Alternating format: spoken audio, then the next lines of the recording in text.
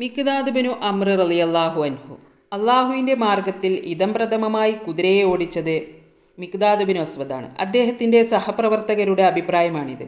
ജാഹിലിയ കാലത്ത് അസ്വദ് ബിനു അബ്ദുൽ യഗൂസ് എന്ന ഒരാളുടെ ദത്തുപുത്രനായതുകൊണ്ട് അസ്വദിൻ്റെ മകൻ മിഖ്ദാദ് എന്ന പേരിലാണ് ഇദ്ദേഹം അറിയപ്പെട്ടിരുന്നത്. ദത്തെടുക്കൽ സമ്പ്രദായം അസാധുവാക്കിക്കൊണ്ടുള്ള ഖുർആൻ വചനം ഇറങ്ങിയപ്പോൾ പിതാവ് അംർ ബിൻ സയദിൻ്റെ പേർ തന്നെ ചേർത്ത് അദ്ദേഹത്തെ വിളിക്കാൻ തുടങ്ങി. ഇസ്ലാമിൻ്റെ ആദ്യകാല വിശ്വാസികളിൽ ഒരാളായ മിഖ്ദാദ് മുൻഗണനാ ക്രമമനുസരിച്ച് പരസ്യമായി മതപരിവർത്തനം പ്രഖ്യാപിച്ച ഏഴാമത്തെ മുസ്ലിമാണ്. എല്ലാവരെയും പോലെ ഇദ്ദേഹവും ഖുറൈശികളുടെ മർദ്ദന നടപടികളെ സധൈര്യം നേരിട്ടു. എന്നാൽ ബദർ യുദ്ധാവസരത്തിൽ മിഖ്ദാദ് പ്രകടിപ്പിച്ച ധൈര്യം അസൂയാവഹമായിരുന്നു. ആ സ്ഥാനം തനിക്കു കിട്ടിയെങ്കിൽ എന്നു അഭിലാഷിക്കാത്ത ഒരു സഹാബിയും ഉണ്ടായിരുന്നില്ല. അബ്ദുല്ലാഹി ഇബ്നു മസ്ഊദ് പറയുന്നു, മിഖ്ദാദിൻ്റെ ഒരു രംഗത്തിനു ഞാൻ ദൃക്സാക്ഷിയായി. ആ രംഗത്തിൻ്റെ ഉടമയാവുന്നത് ഭൂമിയിലുള്ള എല്ലാറ്റിനേക്കാളും പ്രിയങ്കരമായിരുന്നു എനിക്ക്. ഭീകരത മുറ്റിനിന്ന ഒരു ദിവസം. ഖുറൈശികൾ എല്ലാ സംഹാരശക്തികളും കേന്ദ്രീകരിച്ചാണ് നിൽപ്പ്. അഹംഭാവവും ആഢ്യത്വവും വൈരാഗ്യവും അവരെ ദൃഢനിശ്ചയരാക്കി. മുസ്ലിങ്ങൾ ന്യൂനപക്ഷം. ഇസ്ലാമിനു വേണ്ടിയുള്ള ഒരു യുദ്ധത്തിൽ അവർ ഇതുവരെ പരീക്ഷിക്കപ്പെട്ടിട്ടില്ല. അവരുടെ ആദ്യത്തെ യുദ്ധമാണിത്. നബി അനുയായികളുടെ അഭിപ്രായം ആരായാനും അവരുടെ സന്നദ്ധത പരിശോധിക്കാനും തുടങ്ങി. ആർക്കും അഭിപ്രായം നിർഭയം തുറന്നു പറയാം. എതിരഭിപ്രായം പറഞ്ഞാൽ തന്നെ ശിക്ഷാ നടപടികളില്ല. യുദ്ധത്തെക്കുറിച്ചുള്ള പ്രതികൂലാഭിപ്രായം അന്തരീക്ഷത്തെ വഷളാക്കുമോ എന്നായിരുന്നു മിഖ്ദാദിൻ്റെ സംശയം. അതിന് അവസരം കൊടുക്കാതെ തൻ്റെ അഭിപ്രായം പ്രകടിപ്പിക്കാൻ അദ്ദേഹം തുനിയുമ്പോഴുണ്ട് അബൂബക്കർ സിദ്ദീഖ് റളിയല്ലാഹു അൻഹു അനുകൂലിച്ച് സംസാരിക്കുന്നു. അതിനെ പിന്താങ്ങി ഉമറുൽ ഫാറൂഖും അഭിപ്രായ പ്രകടനം നടത്തി. അനന്തരം മിഖ്ദാദ് മുന്നോട്ട് ചെന്ന് ഇപ്രകാരം പറഞ്ഞു: അള്ളാഹുവിൻ്റെ റസൂലേ, അങ്ങയോട് അള്ളാഹു നിർദ്ദേശിച്ച വഴിക്ക് നീങ്ങിയാലും ഞങ്ങൾ അങ്ങയുടെ കൂടെയുണ്ട്. നീയും നിന്റെ റബ്ബും പോയി യുദ്ധം ചെയ്യൂ, ഞങ്ങൾ ഇവിടെ ഇരിക്കാം എന്ന് ഇസ്രായേലിയർ മൂസയോട് പറഞ്ഞതുപോലെ ഞങ്ങൾ അള്ളാഹു സത്യം അങ്ങയോട് പറയുകയില്ല. താങ്കളും താങ്കളുടെ റബ്ബും യുദ്ധം ചെയ്യൂ, ഞങ്ങളും കൂടെ യുദ്ധം ചെയ്യാം എന്നേ ഞങ്ങൾ പറയുള്ളൂ. അങ്ങയെ സത്യവുമായി അയച്ചവൻ സാക്ഷി.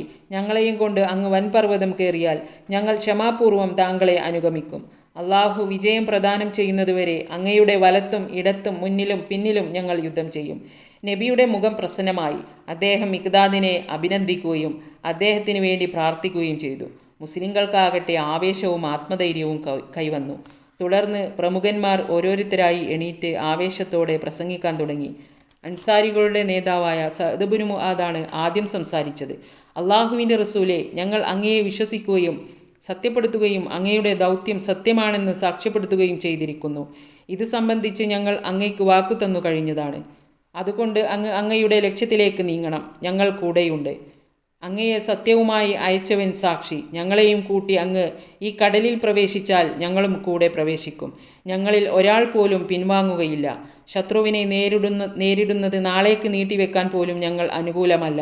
യുദ്ധത്തിന് ഞങ്ങൾ ക്ഷമയും ആത്മാർത്ഥതയും ഉള്ളവരായിരിക്കും. കണ്ണിന് കുളിർമയേകുന്ന രംഗങ്ങൾ ഞങ്ങളിലൂടെ അള്ളാഹു കാണിച്ചേക്കാം. അള്ളാഹുവിൻ്റെ അനുഗ്രഹത്തോടെ അങ്ങ് ഞങ്ങളെ നയിച്ചാലും. സന്തോഷഭരിതനായി തീർന്ന നബി മുന്നോട്ട്, നിങ്ങൾക്ക് വിജയമുണ്ട് എന്ന് പറഞ്ഞ് അനുയായികൾക്കു നീങ്ങാൻ ഉത്തരവ് കൊടുത്തു. ഇരു സൈന്യവും ഏറ്റുമുട്ടി. 3 അശ്വാരൂഢന്മാരെ മുസ്ലിം സൈന്യത്തിൽ അന്നുണ്ടായിരുന്നുള്ളൂ. മിഖ്ദാദ് ബിനു അംർ, മർസദ് ബിനു അബി മർസദ്, സുബൈർ ബിനു ആവാം കാൽനടക്കാരും ഒട്ടകസവാരികളുമായിരുന്നു മറ്റുള്ളവരെല്ലാം. മിഖ്ദാദിൻ്റെ മേലുദ്ധരിച്ച വാക്കുകൾ അദ്ദേഹത്തിൻ്റെ ധൈര്യത്തിൻ്റെ മാത്രം തെളിവല്ല, അഗാധ ചിന്തയെയും ദൂരക്കാഴ്ചയെയും അത് സൂചിപ്പിക്കുന്നു. ത്വാത്വികനായിരുന്ന മിഖ്ദാദ് ത്വാത്വികമായ സമീപനം തന്നെയാണ് ഏതു വിഷയത്തിലും കൈക്കൊണ്ടിരിക്കുന്നത്. ഒരിക്കൽ നബി അദ്ദേഹത്തെ ഗവർണറായി നിയമിച്ചു. അവിടെ നിന്നു തിരിച്ചു വന്നപ്പോൾ ഗവർണർ ഉദ്യോഗത്തെപ്പറ്റി എന്തു തോന്നുന്നു എന്ന് തിരുമേനി അന്വേഷിച്ചു. മിഖ്ദാദിൻ്റെ പ്രതികരണം ഇതായിരുന്നു: ഞാൻ മേലെയും ജനങ്ങൾ താഴെയും എന്ന ചിന്താഗതി വളർത്താനേ അത് ഉപകരിച്ചുള്ളൂ. താങ്കളെ സത്യവുമായി അയച്ചവൻ സാക്ഷി. ഇന്നു മുതൽ ഒരിക്കലും ഞാൻ 2 പേർക്ക് മേധാവിയാവുകയില്ല. ആളുകളെ അവധാനപൂർവ്വം മിഖ്ദാദ് വിലയിരുത്തി. മനുഷ്യ ഹൃദയത്തിനു തിളച്ചുമറിയുന്ന ഉരുളിയേക്കാൾ വേഗത്തിൽ മാറ്റം സംഭവിക്കുമെന്നു നബി പ്രസ്താവിച്ചിട്ടുണ്ട്. അതുകൊണ്ടാവണം ആരെപ്പറ്റിയും നൈമിഷികമായ വിലയിരുത്തൽ ശരിയല്ലെന്നും ഒരാളെക്കുറിച്ച് വിധിയെഴുതാൻ അയാളുടെ അന്ത്യം വരെ കാത്തിരിക്കേണ്ടതുണ്ടെന്നും കഥാപുരുഷൻ വിശ്വസിച്ചു.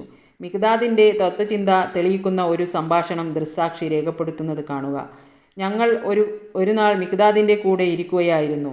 തത്സമയം ആ വഴി കടന്നു പോകുന്ന ഒരാൾ അദ്ദേഹത്തോടായി പറഞ്ഞു: തിരുമേനിയെ ദർശിച്ച ഈ നയനങ്ങൾ ഭാഗ്യമുള്ളതാണ്. താങ്കൾ കണ്ടത് കാണാനും അനുഭവിച്ചത് അനുഭവിക്കാനും ഭാഗ്യമുണ്ടായിരുന്നുവെങ്കിൽ എന്ന് ഞങ്ങൾ ആഗ്രഹിക്കുന്നു. ഇതിന് മിഖ്ദാദ് നൽകിയ മറുപടി ഇങ്ങനെയാണ്: അള്ളാഹു തരാത്ത ഭാഗ്യം കൈവരണമെന്ന് നിങ്ങൾ ആശിക്കുന്നതെന്തിന്? ആ ഭാഗ്യമുണ്ടായാൽ തന്നെ എന്തു സംഭവിക്കുമെന്ന് ആർക്കറിയാം? നബിയെ ദർശിച്ച പലരും നരകത്തിൽ ശാശ്വത ശിക്ഷ അനുഭവിക്കുന്നുണ്ട്. അവരുടെ ഗതി വരാതെ സത്യവിശ്വാസികളായി ജീവിക്കാൻ കഴിഞ്ഞതിന് നിങ്ങൾ അള്ളാഹുവിനെ സ്തുതിക്കുകയാണ് വേണ്ടത്. നബിയുടെ കാലത്ത് ജീവിക്കാൻ ഭാഗ്യമുണ്ടായെങ്കിൽ എന്നു ആഗ്രഹിക്കാത്ത ഒരു യഥാർത്ഥ മുസ്ലിമും ഉണ്ടാവുകയില്ല. പക്ഷേ മിഖ്ദാദ് ദീർഘദൃഷ്ടിയുള്ള താത്വിക ചിന്തകനായിരുന്നു. ഇவ்விധം ആഗ്രഹിക്കുന്ന മനുഷ്യൻ നബിയുടെ ശത്രുപക്ഷത്തും അതുവഴി നരകത്തിലും ആയിക്കൂടുന്നുണ്ടോ? അതിലും ഭേദം ഇസ്ലാം വേരുറച്ച ഒരു കാലഘട്ടത്തിൽ നിർഭയം ജീവിക്കാൻ അവസരം തന്നതിനു അള്ളാഹുവിനോട് നന്ദിയുള്ളവനായി തീരുന്നതല്ലേ? മിഖ്ദാദിൻ്റെ ചിന്താഗതി അതായിരുന്നു. ഇസ്ലാമിനെയും നബിയെയും മിഖ്ദാദ് ആത്മാർത്ഥമായി സ്നേഹിച്ചു. ഇത് അദ്ദേഹത്തെ കർത്തവ്യനിരതനാക്കി. നബിക്കോ ഇസ്ലാമിനോ വല്ല ആപത്തും വരുന്നുണ്ടെന്നു കേട്ടാൽ മതി, അദ്ദേഹം ഊരിപ്പിടിച്ച വാളുമായി തിരുമേനിയുടെ വാതിൽക്കൽ കുതിരപ്പുറത്ത് പറന്നെത്തും. ഇസ്ലാമിനോടുള്ള തൻ്റെ കർത്തവ്യബോധം ശത്രുക്കളോട് മാത്രമല്ല, തെറ്റു ചെയ്യുന്ന മിത്രങ്ങളോടും അദ്ദേഹം കാണിച്ചു.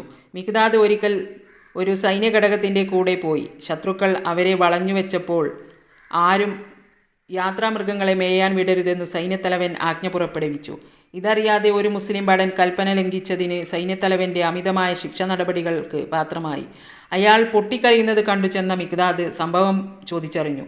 ഉടനെ അയാളെ കൈപിടിച്ച് സൈന്യത്തലവൻ്റെ അടുക്കൽ കൊണ്ടുപോയി. മിഖ്ദാദിൻ്റെ വാഗ്വാദം കേട്ട് സൈന്യത്തലവന് തെറ്റ് ബോധ്യപ്പെട്ടു. താങ്കൾ പ്രതികാരം ചെയ്യാൻ നിന്നു കൊടുക്കണം. മിഖ്ദാദിൻ്റെ ഈ നിർദ്ദേശത്തിനു സൈന്യത്തലവൻ വഴങ്ങി. പക്ഷേ അന്യായക്കാരൻ മാപ്പു നൽകിയതുകൊണ്ട് അത് വേണ്ടി വന്നില്ല. ഇസ്ലാം പ്രബലമായിരിക്കെ എനിക്ക് മരിക്കണം, അതായിരുന്നു മിഖ്ദാദിൻ്റെ അഭിലാഷം. ഇതിൻ്റെ സാഫല്യത്തിനായി നിരന്തരമായും നിഷ്കളങ്കമായും അദ്ദേഹം പ്രവർത്തിച്ചു. തന്മൂലം താങ്കളെ സ്നേഹിക്കാൻ അള്ളാഹു എന്നോട് കൽപ്പിക്കുകയും അവൻ താങ്കളെ സ്നേഹിക്കുന്നതായി അറിയിക്കുകയും ചെയ്തു എന്ന് തിരുമേനി നേരിട്ട് പറയാനുള്ള അർഹത മിഖ്ദാദ് നേടി.